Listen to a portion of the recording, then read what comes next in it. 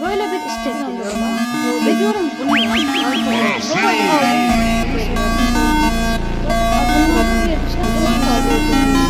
Arkadaşlar bu nasıl olur? Yani ben neden bir tane istek geliyor? Hem de bana iyi bir şeyler veriyor. Ve ustadan istedi. Bana her birisini de veriyor.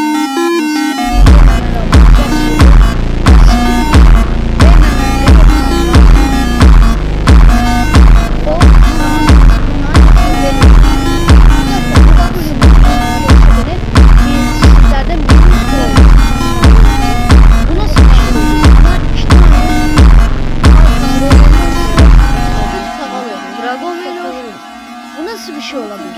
Bundan var. Böyle bir mal varsa böyle bunu yani elinden öperim ben. Bana zor yapan hanımsa Diyorum. çok teşekkür Ve ederim. bana Ama başkasıysa gerçekten ona da bunlar teşekkür veriyor. ederim. Bana bir sürü dragon verdi. Strawberry Ve verdi.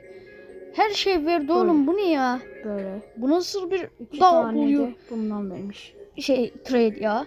Arkadaşlar başka gitmemiş. trade videoları Bilgi gelsin mi? vermemişti çünkü. Abone olup like atarak bunu bildirebilirsiniz. Bana bunları vermesine şaşırdım.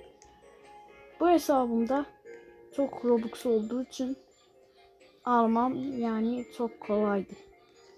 Lose mu yoksa W mu arkadaşlar yazın.